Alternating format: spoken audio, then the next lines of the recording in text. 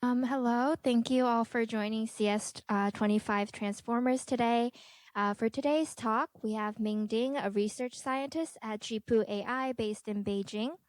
He obtained his bachelor's and doctoral degrees at Tsinghua University, and he does research on multimodal generative models and pre-training technologies. He has led or participated in the research works about multimodal generative models such as CogView and CogVideo, and multimodal understanding models such as CogVLM and CogAgent. For today's attendance, the attendance form is up on the course website. And if you have any questions, ask them through Slido, SLIDO. And for the code, you just have to input CS25. Thank you, Ming, for today's talk, and I'm going to pass it off to you. Thank you for the instructors of CS25. It's very happy to give a talk in Stanford University about multimodality in pre-training. And actually, I have checked all the previous talks in CS25, and they are really diverse topics. Someone shared the intuitions in their research about training. Someone shared recent works about maybe MOE and some other technicals.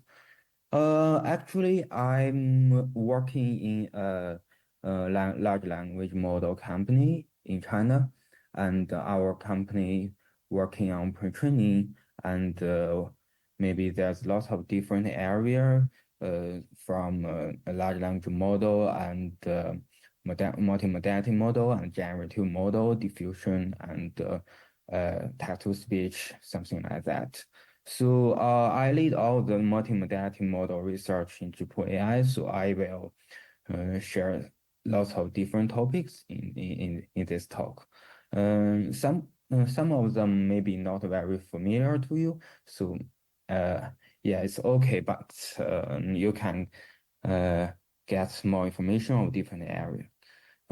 Yeah, I will talk about several aspects of transformers, and I will generally follow the history of a large language model and say why are we here. It's about the large language model introduction and history. And how did we get here?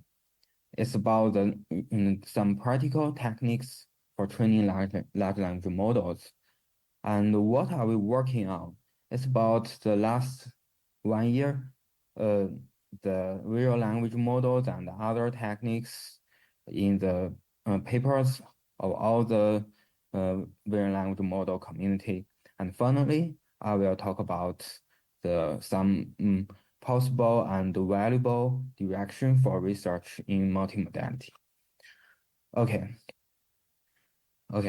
Well, I will share 3 moments. I think the most important 3 moments in the development of language model. The first moment is called birth moment. Actually, I got into the area at this moment. It's very honored that I'm the first among the first group of people who published papers on the next year's ACL when BERT came out. And at that time, since we don't really know what is language modeling.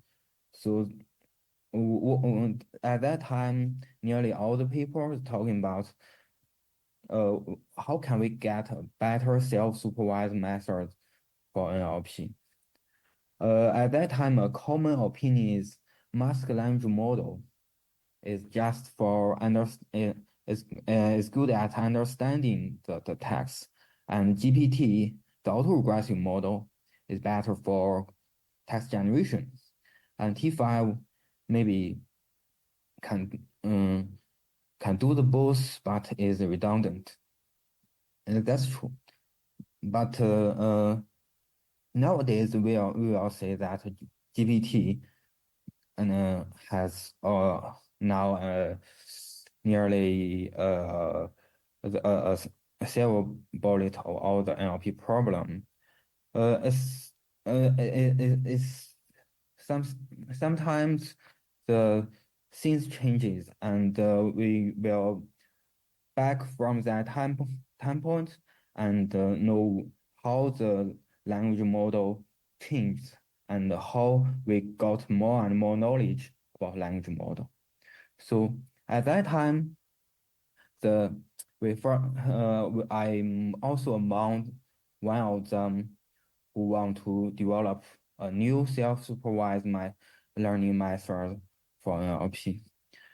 We published a paper called GLM, and we want to unify the BERT, the mask language model, and the autoregressive model, and T5, yeah, in a decoder-only style. Actually, the method is very simple. We just select a sequence, a part of the sequence, and only do autoregressive modeling during this sequence. So if we select the mask area as all the sequence, it become a GPT, and part of them it become BERT. So that's a method we found very efficient, and because we train is like a BERT is about 15% of the masked area, and it perform better than BERT. We train it as a GPT, it perform as the same as GPT. It's quite a very proud thing, but there's the second moment I think is very important is the GPT-3 moment. It tells us the scaling law is very important.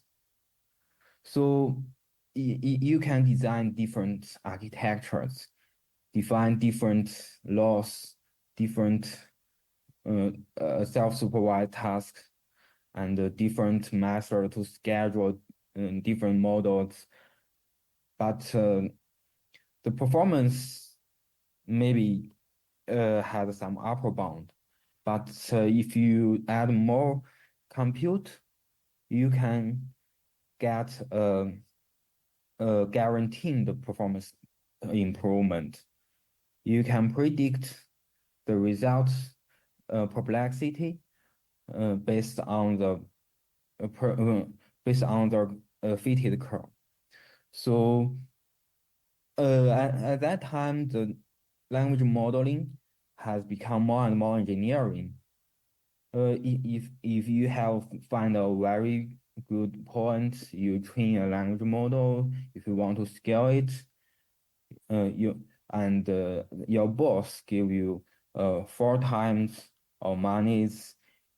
You can buy 4 times the compute. You just assign the compute for more parameters or training more tokens.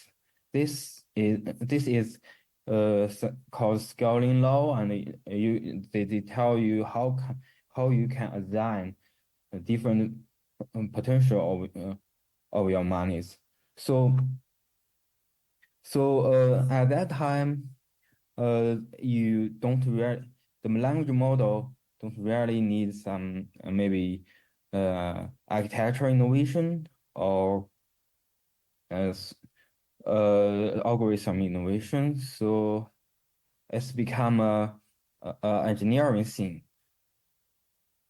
And the third moment, I think, which is more important, is called ChatGPT moment.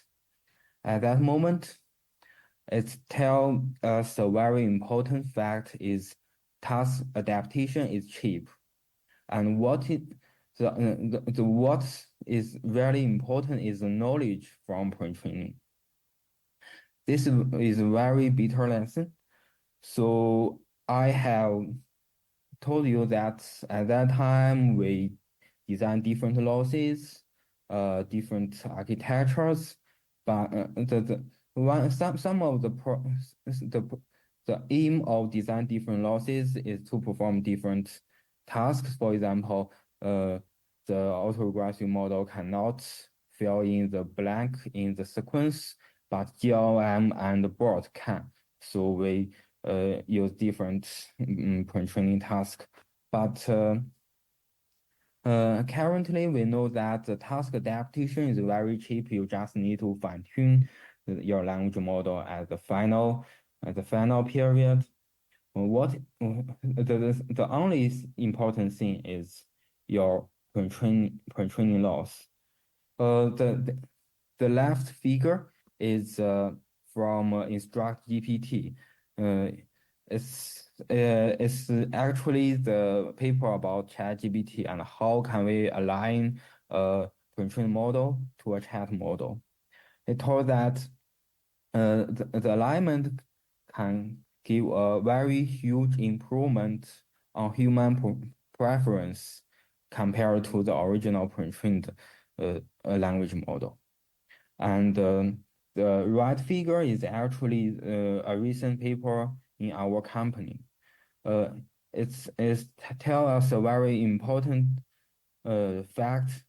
Maybe it's intuitive because the fact is the the performance of downstream task is only related to the loss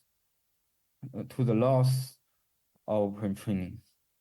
Yeah, and it's not directly relevant to the model size, which means if a large model reach a very high loss because of lack of training, and a small model we train it more and to reach the same level of loss, they performed exactly the same in the downstream tasks.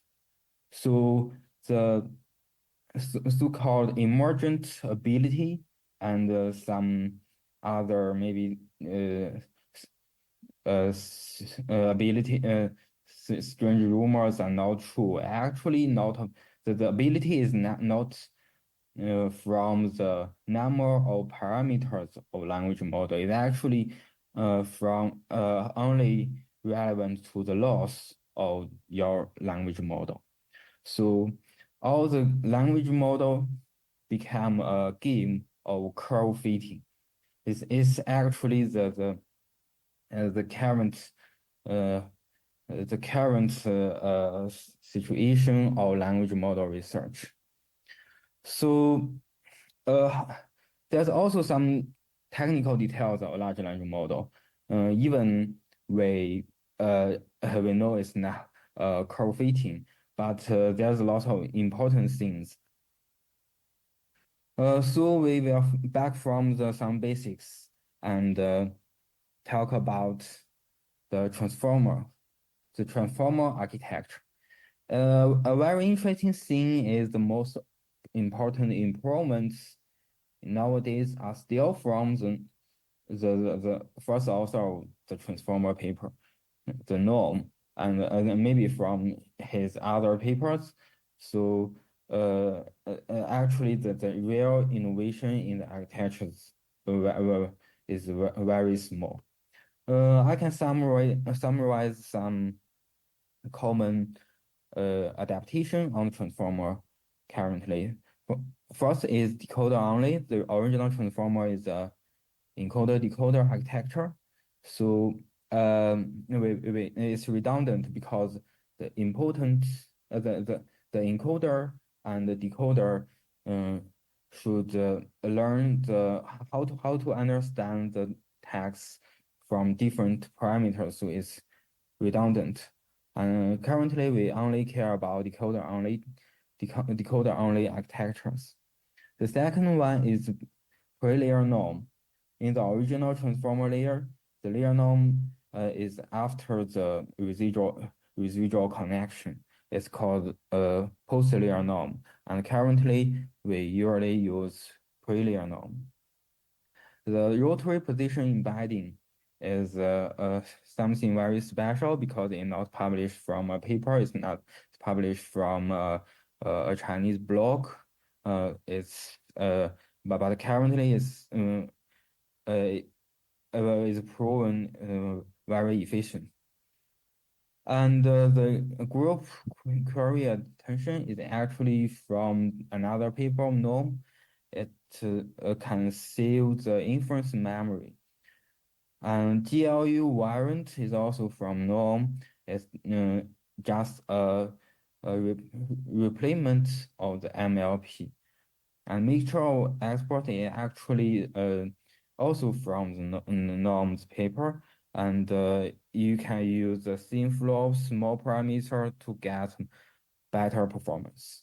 So this is what's the most advanced open source language model, the architecture of most advanced open source language model, for example, Llama. Okay, we know there's architecture, but how to train this transformer is also very important. That we need to prepare a very powerful code base to train the large language model. The first choice is DeepSpeed. It's a library from Microsoft. And some of the most important optimization method is from some paper called Zero in DeepSpeed from DeepSpeed group. If you several years ago, some of us not really know how to train a very large model, how to efficiently train them. But Zero give us some advices. For example, if we can find the most memory consumption is actually the Adam states. The optimizer states you must keep its for precision as a float, and the master width is also a float. The parameter and gradient you can keep it half precision, and you can have a fast computation and save memories. The 0, 1 can scatter the master weight and optimizer state into all the data parallel ranks. So if you have more ranks, more GPU cards, you just use less GPU memory for each rank. Another important technique is called activation checkpointing. It actually records the intermediate state and recompute when backward. So we don't really need to record all the computation flow graph. We just need to record some of the hidden states. It's reduce all the activation many layers into one layers. And there's other methods to reduce the memory consumption. For example, 0, 2 CPU offload, which means you can offload some GPU memory to CPU, and 0, 3, also called fully sharded data, fully sharded data parallel. You can just shard your model into different cards, and when you use the parameter, you gather this parameter from the other ones. So all this method is very complicated, but the DeepSpeed library have already give a very clean API to use it. So currently, it's not very hard to train a very large language model efficiently. And Megatron is another framework to train large language models. And it is also the most valuable framework to train a super large language model, more than 100 billion parameters. It uses another set of optimization method. The first is called tensor parallel. The tensor parallel splits the hidden size and has into different ranks. and it costs an additional or reduce for attention and MLP, but reduce the all the parameters consumption and computing consumption into different TP ranks. The pipeline parallel is to split the layers into different ranks, and it's also introduce bubbles in pipeline, and there's some method, for example, interleave and zero bubble to remove this consumption. Yeah, maybe if you want to train a very large language model, one day you need to learn about all this kind of system things, because the current large language model training is actually engineering work. Yeah, NLP is not very important. The important is MLCs. Okay. So another very important thing is long context. It's actually lossless long context, which means we don't use sparse attention or other method to change the full attention behavior. The current infra to train long context is beyond the imagination for AI guys 5 years ago. The left figure is actually my paper when I published several years ago in Europe. It's at that time there's no such thing like GPT-3. It's only board. So this paper is actually very complicated to schedule two different boards to mimic the retrieval, rehearsal, and forget process in working memory or human to let the model to understand a very long context step by step. But actually, we can see that we can use different system level technicals to understand very long context. For example, more than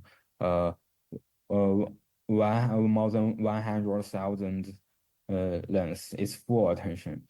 So it's just different from several years ago, and many things is super simplified because of this improvement. A key technique is called context parallel, which means we split the sequence into different ranks and use ring attention or Ulysses and other technicals to finish the attention. There's a library called Transformer Engine, and all this function is worked in this library. And we need to handle the load balance of the attention to make every rank have the same computation. So this is actually change lots of different research of and applications of NLP. For example, we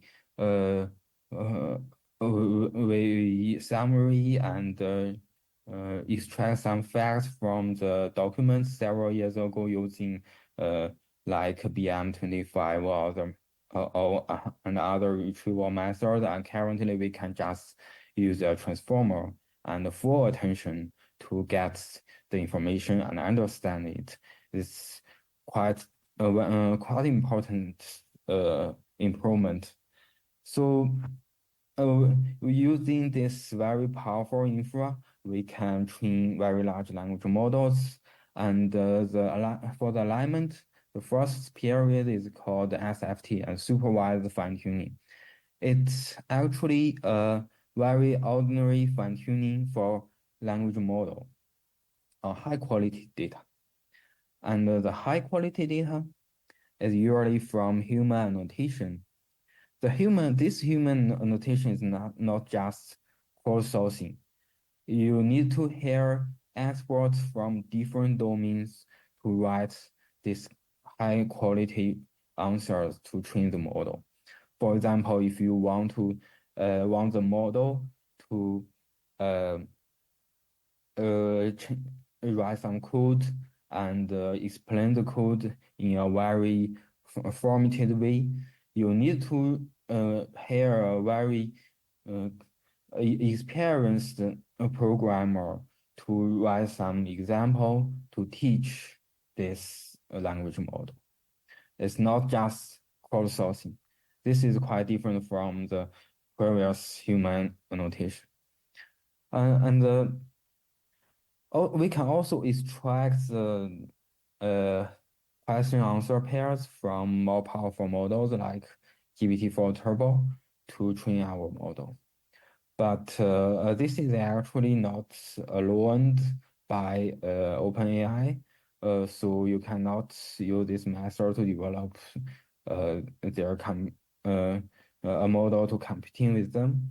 But you actually if you for research, you don't worry about this using that method will never surpass GPT-4 because there's a paper called Way Too Strong Generalization, and recall what I said just now.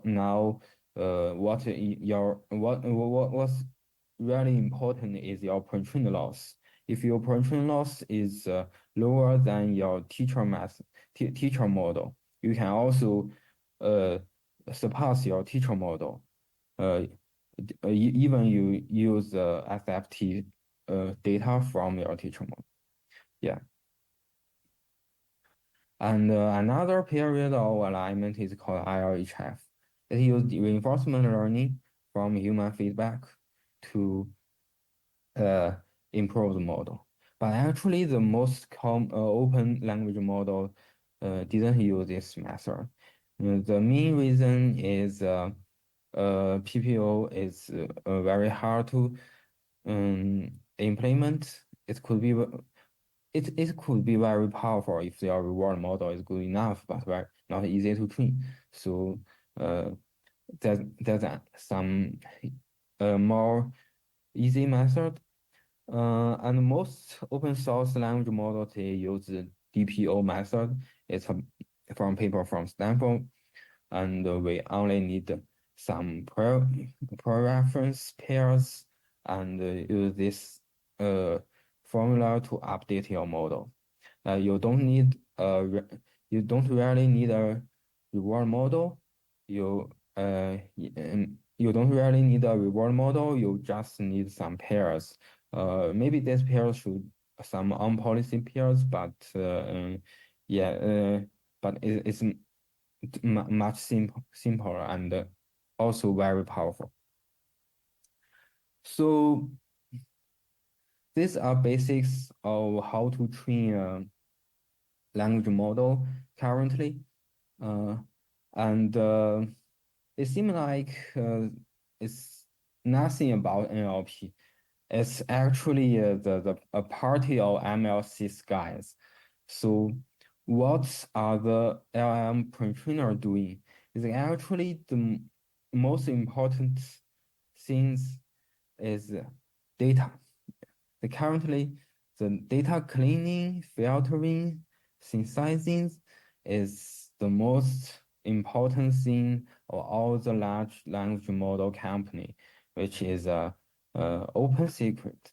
So the training infra is actually a, it's basically what I said in the last several slides. Maybe there's some other more advanced method, but the improvement is maybe 20% or something like that. But if you have a better pre-trained data and the performance of your language model is uh, quite obvious. So it's something like the language model and some are told by the media is most advanced thing, and but actually, most ML engineering in large language model company is actually cleaning the data. So, is this something a Stanford graduate student should do? Maybe someone think it's very low. I want to design some new algorithm architectures. This is rare ML research, but uh, I have an opinion that the data, the algorithm, and architecture can transform to each other. So the data is most general form. But sometimes if you don't have enough compute, um, it could be very hard to fit this kind of data. And the algorithm is very hard to implement and not very general. The architecture is hard to perform what you want. You design a new architecture is very hard. I will take a multi-help question answering task as an example. The right figure is from the CogQA. It's also one of my papers when I was a PhD student. It's actually about a, a task to we have very complex question and we need to find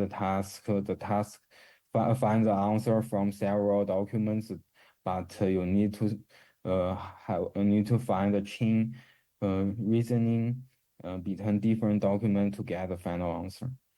So at that time, I proposed a method involved broad and graph neural network. It's very complicated.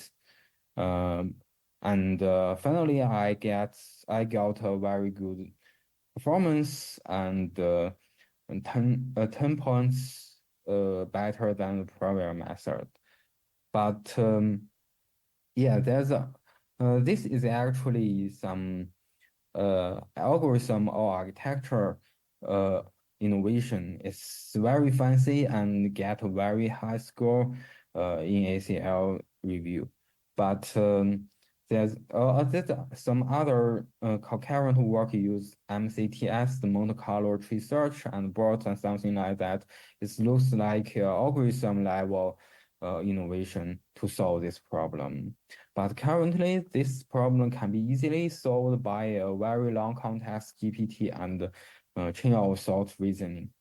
If you include nearly all the documents into your context, you don't need any things like graph neural network or MCTS to jump between the documents. You have all the context and you can just finish using chain of thought. It's a data level solution.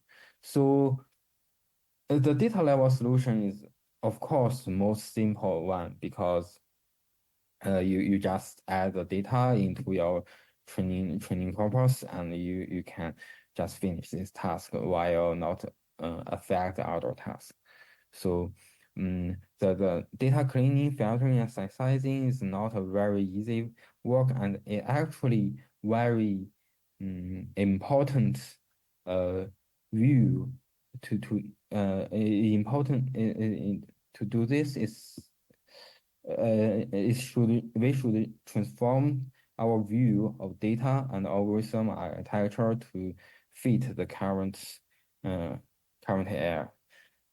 So yeah, I have introduced some knowledge about about language models. So I will jump into the second part, which is real language models in the past 1 year. So the past 1 year we have seen the real language models jump from nearly a very uh, very silly one to currently very powerful ones. So I will start from Blip 2. which is actually maybe I think the first work to bridge the clip and train a large language model to give the language model the ability to understand the images. Then, actually, if we have an image encoder from clip and a large language model from anywhere, so you can just insert a transformer called Q-former to extract some important features from image encoder and insert these features into large language model. But the space of image features and text features different. So the Q-former is trainable. You need lots of text image pairs and align the space of image features and the language and text features. The space so this the Q-former is actually did this, but there's a more simple method called lava. Is it actually don't you use a simple projection weight to transform the vision encoder, the feature from vision encoder into the features in the language model input.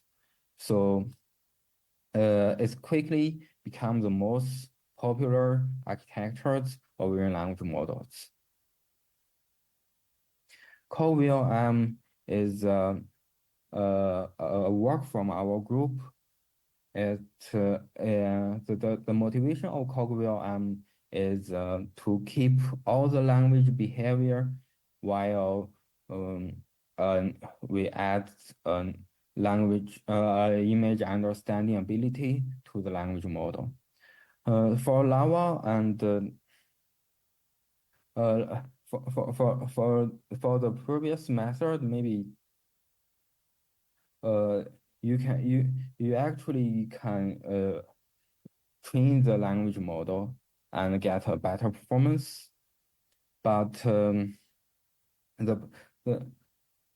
but it's about multimodality task.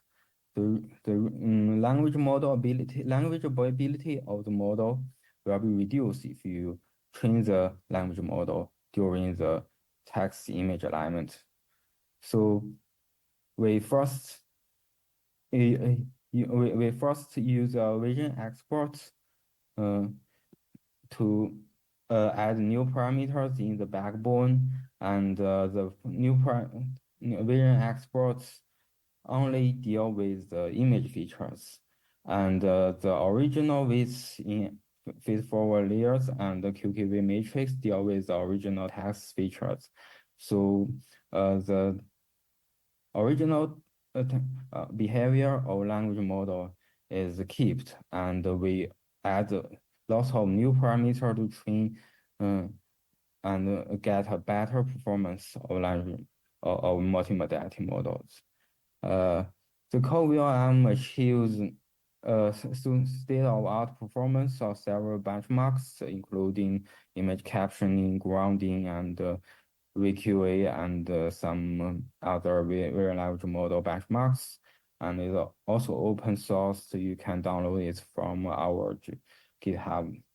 Last month, I found that CogVLM is downloaded more than 500,000 times in the last month. So I think it already helped lots of people.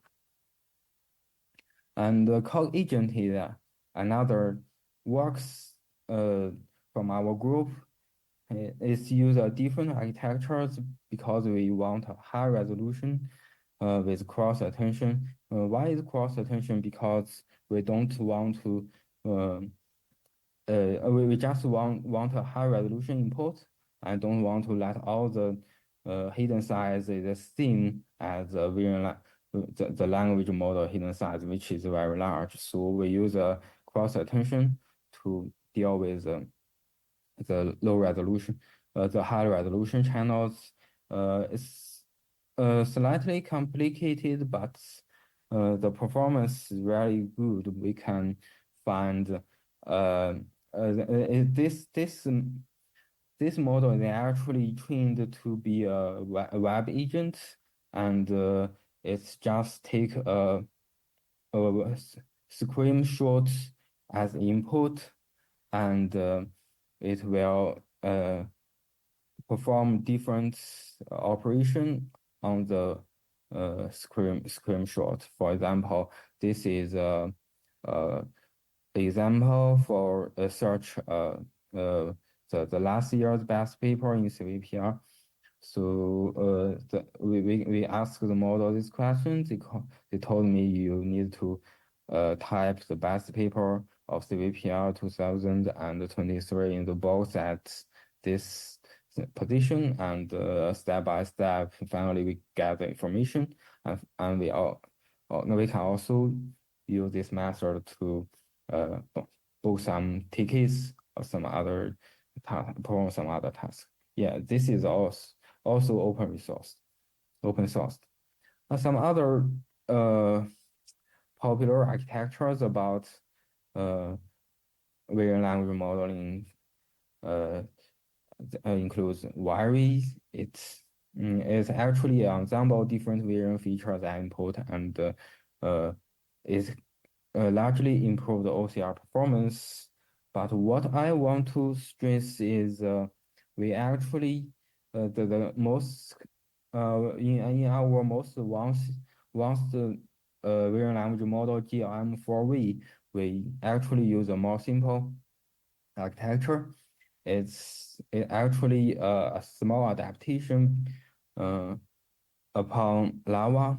We just replace the projection weight of Lava into a straight convolution to support high resolution input, but keep the computation in language model.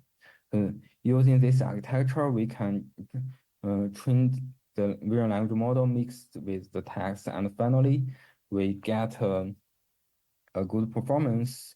We can say that GLM-4V can on the par of GPT-4V or Gemini or Cloud 3, and it's performed better in OCR OCR benchmarks, for example, document QA, and it's performed much better at Chinese OCR.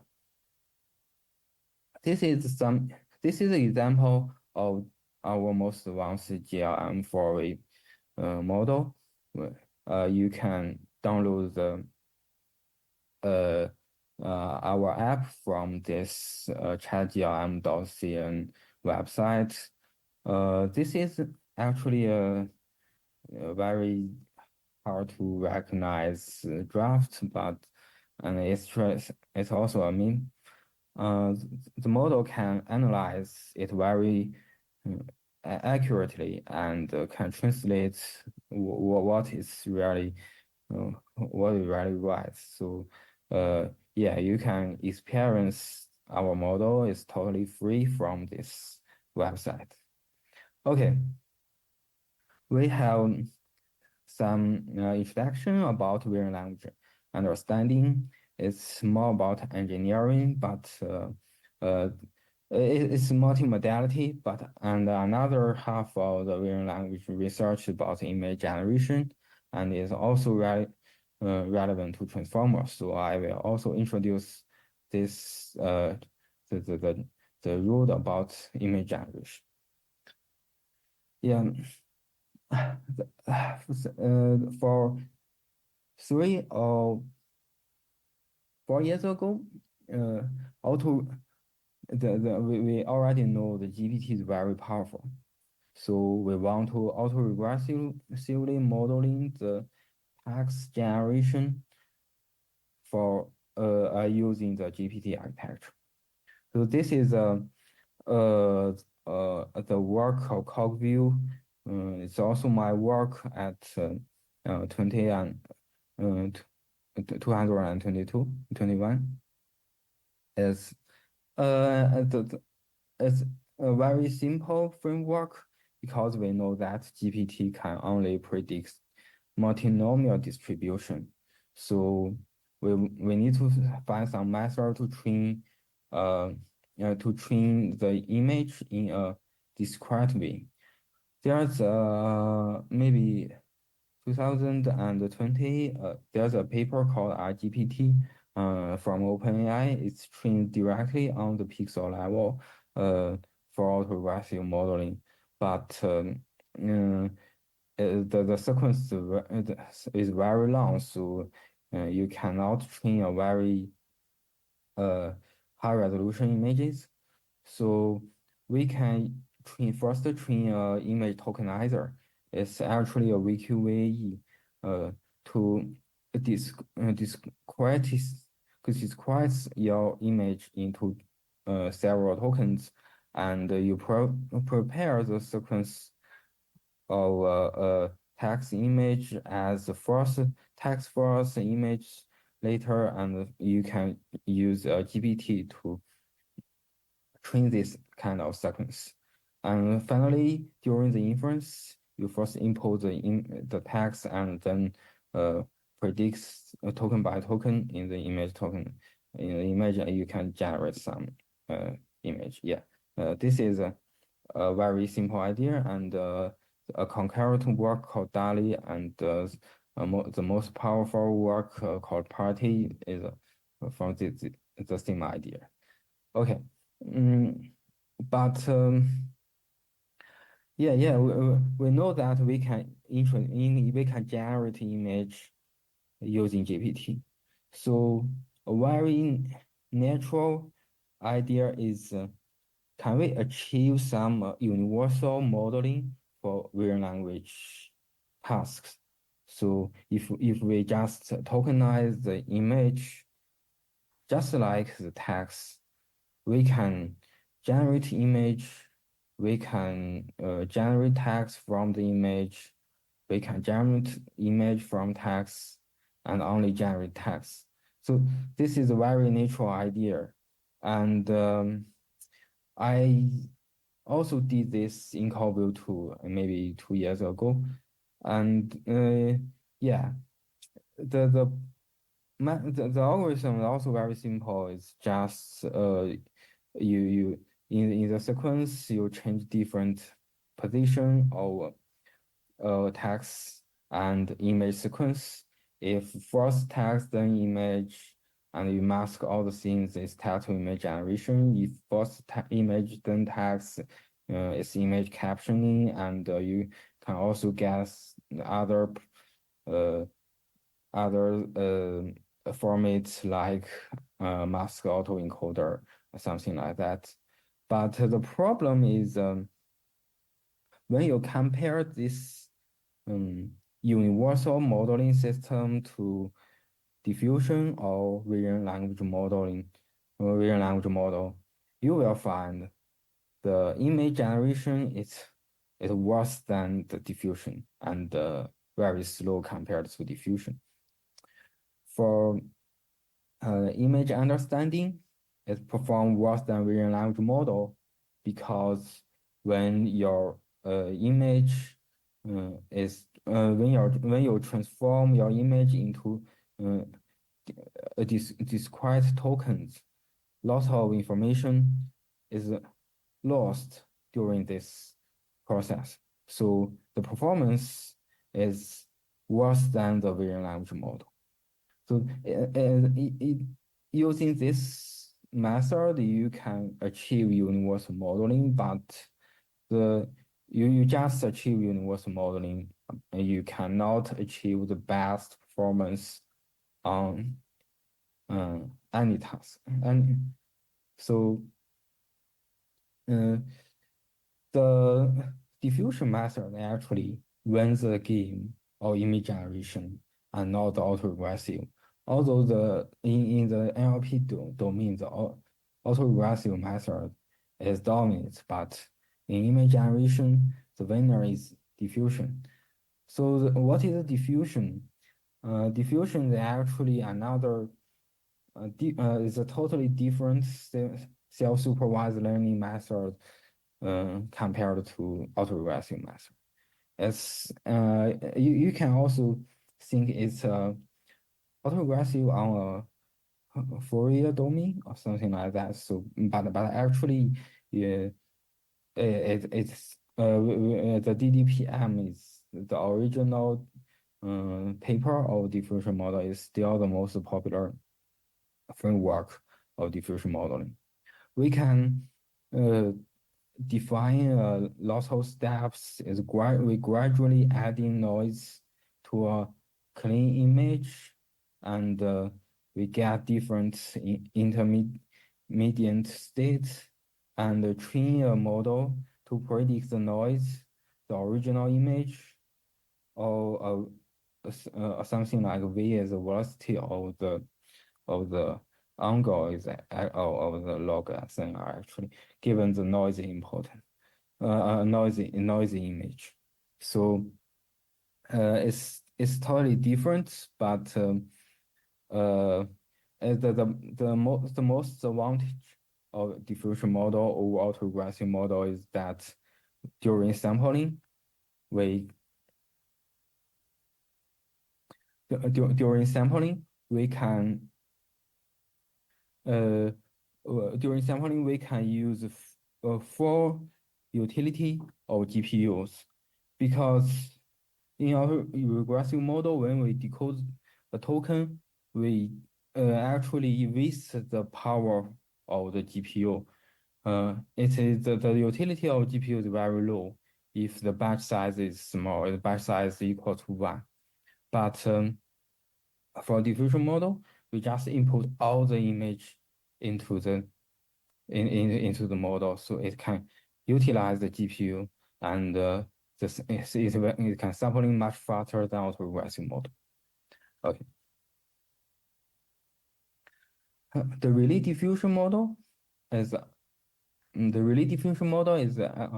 our recent work about it is solve the problem in diffusion about the noise schedule across different resolution. The first is you can see the left image is actually three images with the same noise. The A and B are two images with different resolution and with the same noise level. But the A is actually more blurred for us during the observation. The problem is we add independent noise, and then actually the original signal, the image is not independent across the space. So what we need to do is if we want to transform a noise schedule from a low resolution to high resolution, we need to use a block noise to find the equivalence on the high resolution images. And finally, we can keep the SNR in the frequency graph the same. So we using that method, we can disentangle the noise schedule and the actually network we use for diffusion. Use a noise schedule, we don't care about the resolution, we just use a block noise when we want to continue diffusion on a high resolution one. So the speed can improve because we don't need to generate the image from the high resolution, from the high condition on the low resolution image on high resolution phase. Okay. and we also scale up the relay diffusion to CogView 3 after the paper. Yeah, the CogView 3 is actually a large diffusion model, and after dissolution, it could be very fast because of the effectiveness of the relay diffusion. Okay. Finally, we get to something relevant to our topic transformer. And actually, the previous works about diffusion is on UNet, and using transformer is not trivial in diffusion. The first work, I think, maybe is solid enough is DIT from Meta. The author of this paper is also the author of Sora. So the most important most difference between the original transformer and this DIT is the ADA layer norm. The ADA layer norm is predict scale and bias for different layer norm, scale and shifts for different layer norm conditioning on the time step. It actually needs a very huge amount parameters. It's 6 times our hidden size, nearly equals to a QKV width per layer. But the input is only one int is actually very strange because the input is only one int and you need millions of parameters to transform it. So there's some method can reduce this theme in our practice. The Stable Diffusion 3 released recently use another architecture called MMDIT. The Stable Diffusion 3 first use our released CogVLM to recapture all the model all the images and train a latent diffusion model using this new architecture.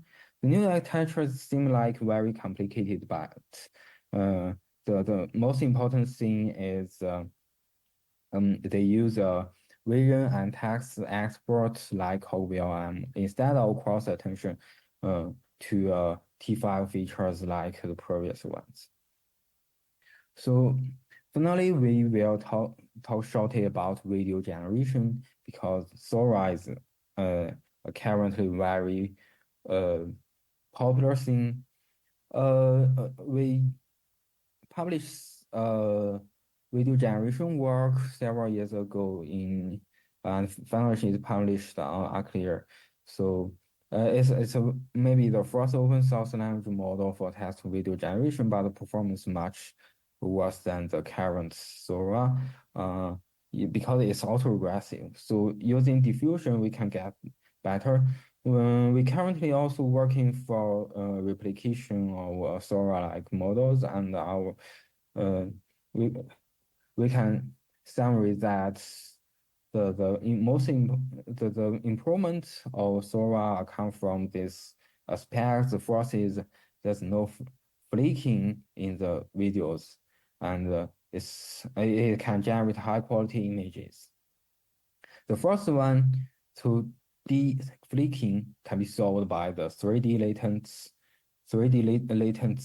encoder decoder, and if you train a diffusion decoder, it could be better.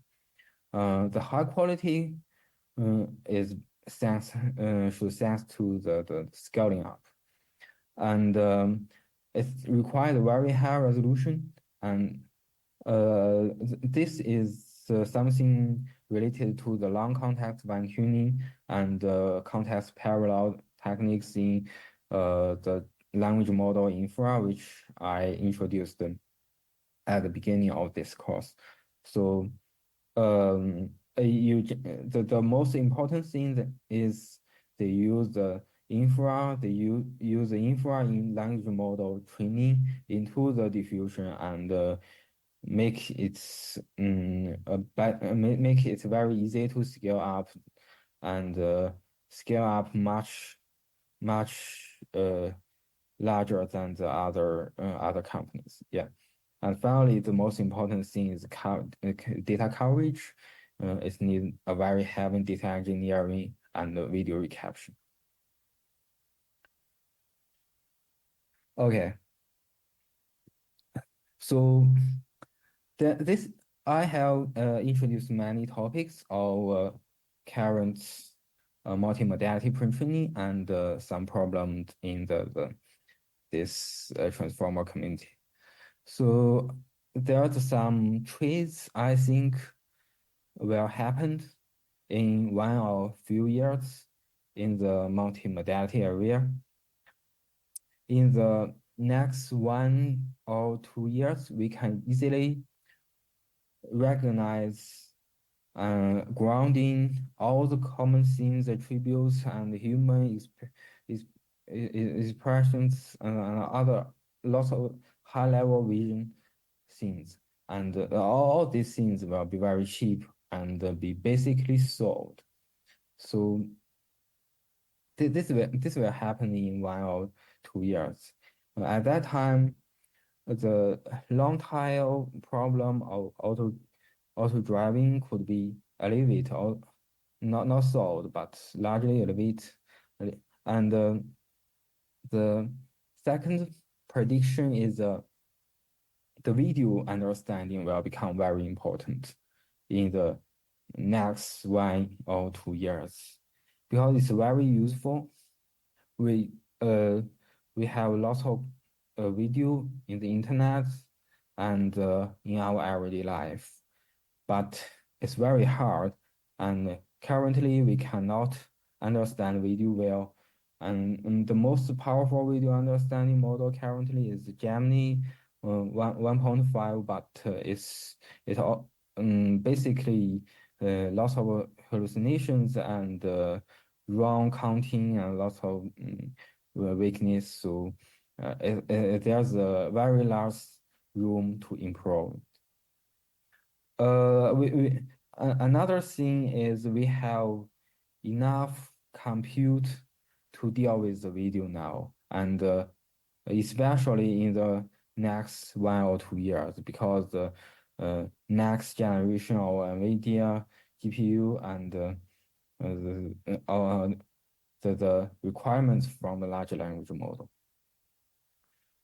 And another important thing is embodied AI. Embodied AI will be more and more important in the research, and it will be very closely related to multimodality research, although it cannot impact our real life in a few years. Because we now have planning ability with large language models, we can recognize all the scenes within language models, and there will be some chances to get some new ability and very astonishing demo of this embodied AI, but they may be very expensive and cannot be used for everyday life. So what should we do at that time? For me, some researcher like me in a large language model company, we got enough computer resources, but for others, so I think if you are a senior researcher, so just follow your heart and ignore me. If you want to quickly gain some citations, papers, impacts, I think maybe you can consider that the video understanding models, data sets, benchmarks, especially data sets and benchmarks is very important and in great need of the video understanding community. Yeah, and for multimodality, and there's another topic I haven't talked about in this lecture is speech or audio. I recently learn some knowledge about audio, and I lead the group of speech AI group in Zhipu AI. So I'm not a researcher about audio, but I can say that the speech AI is underestimated.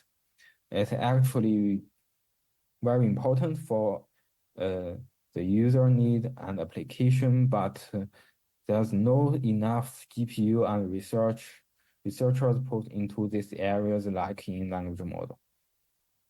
Yeah. Finally, if you want to do some very useful and impact AI research, which is very risky, advice is you need to make some system PhD student at once, because the best algorithm must utilize the current GPU and other hardware. Yeah, so you just need to know some system PhD students, and there and there should be another is more difficult but influential is there's actually some room for new architectures for some self-supervised learning and optimizers, because the next generation of hardware will be totally different.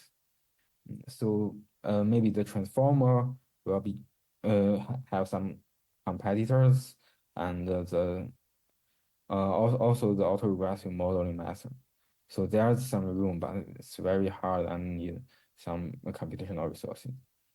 And finally, the new ways to transform compute to high quality data is very important, because web data is the high quality web data is actually be crawled down into almost every large language model company, and it's currently not very enough. So we need to find some new ways to transform compute to high quality data.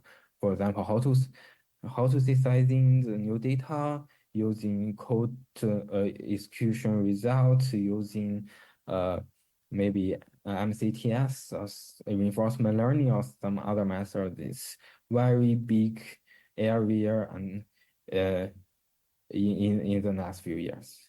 Yeah, I think I will end this lecture here, and thank you for the instructors and the audience. Thank you very much. If you have some question, you can send email to this, and I will answer all the questions. Thank you very much.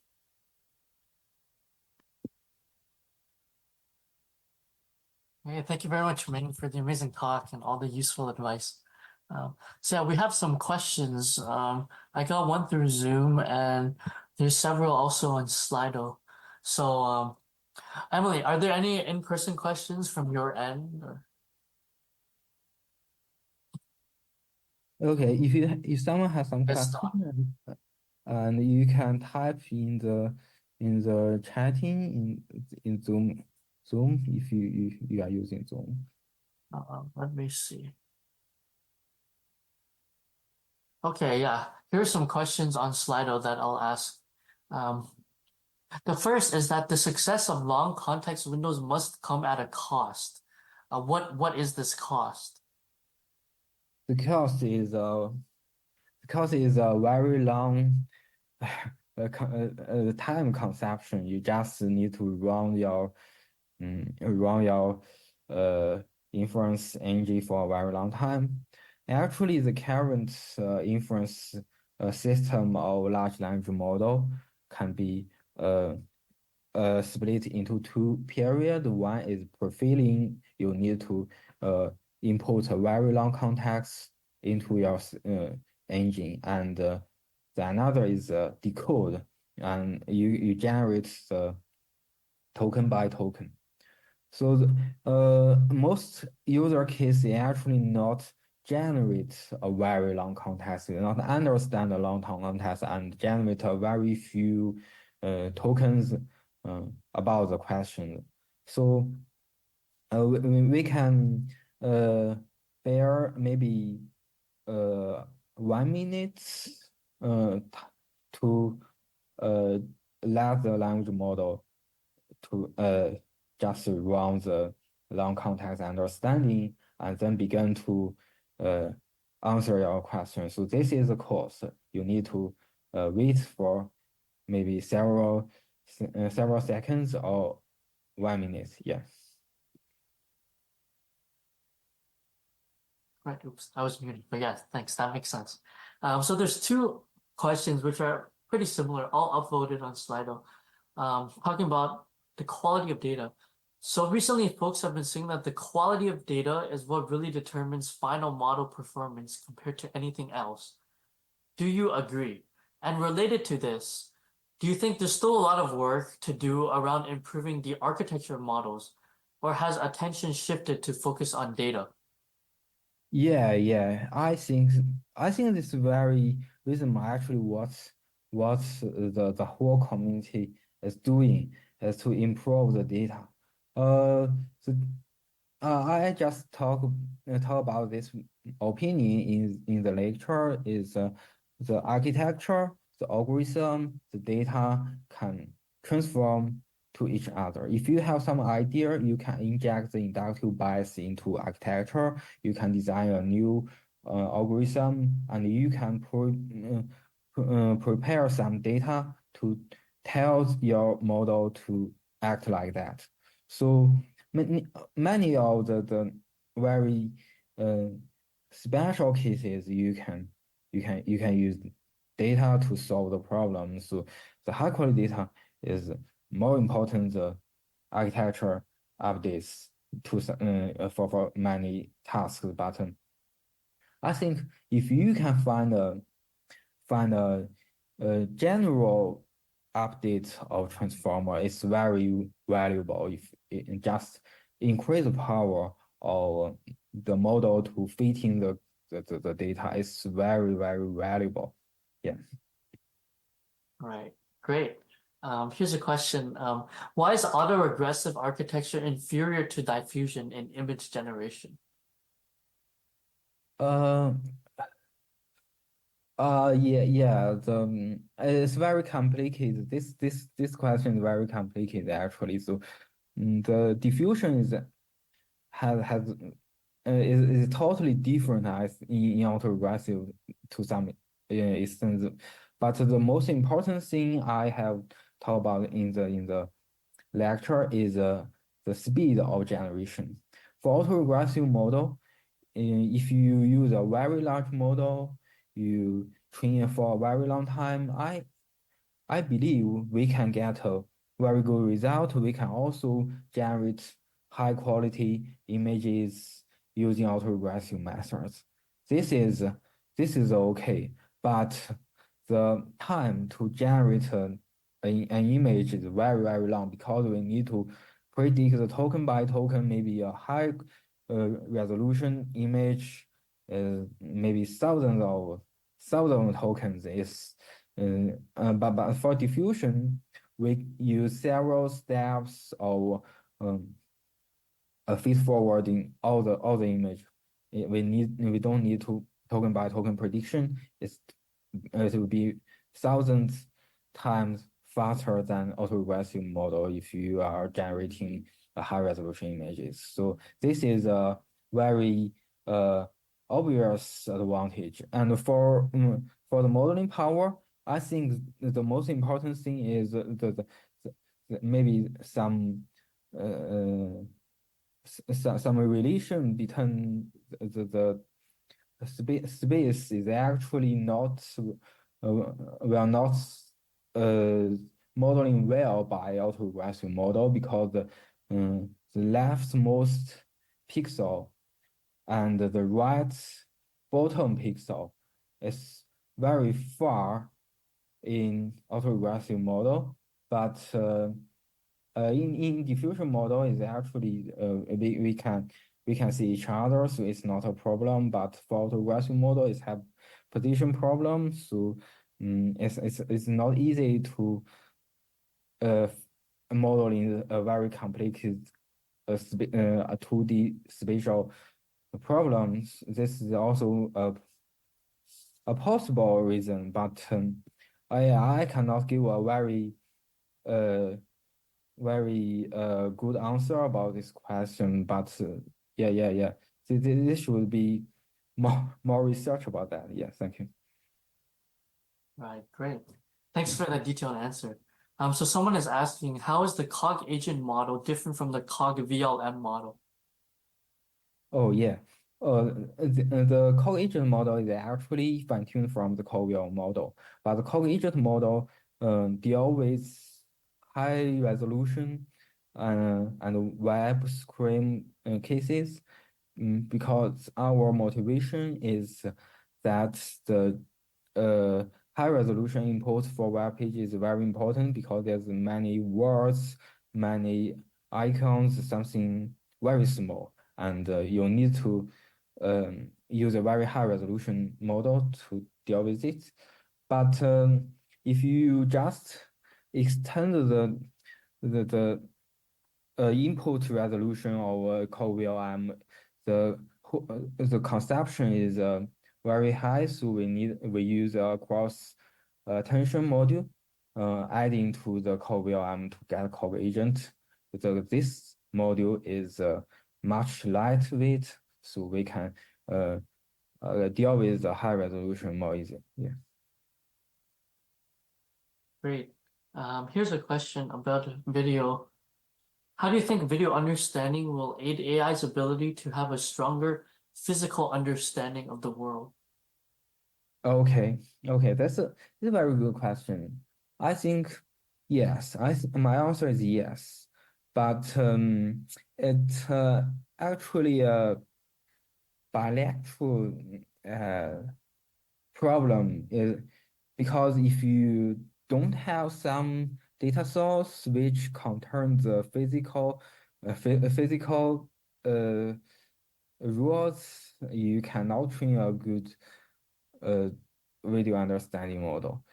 I think using the current real language model pre-training method, because we need the inputs, the text image or text video pairs to train, and we actually did not use any self-supervised learning in the image or video, so we cannot learn any knowledge from pure video or image. We actually dealing with annotated data from a human side. So if we want to understand better of the physical worlds using annotated videos, we need to find some new method for self-supervised learning or pre-training method. Yeah, this is a very good question. This is a very good question. Thank you. Right, okay, a couple more questions.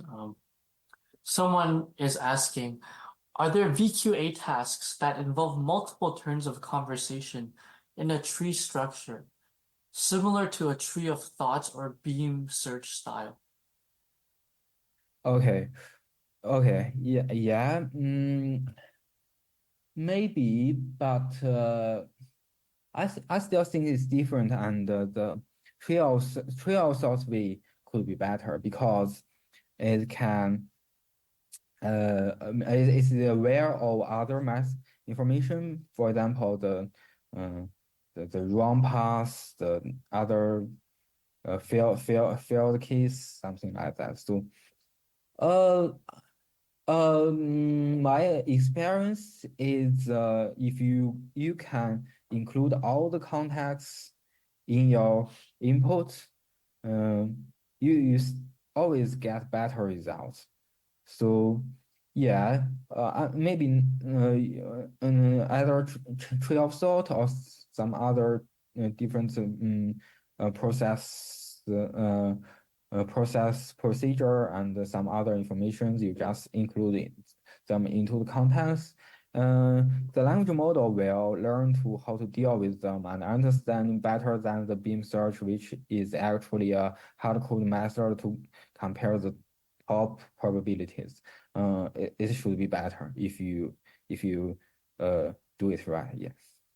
Right, thanks. That's all the time we have for questions. So thanks again to Ming for the great talk, the detailed answers to all the questions.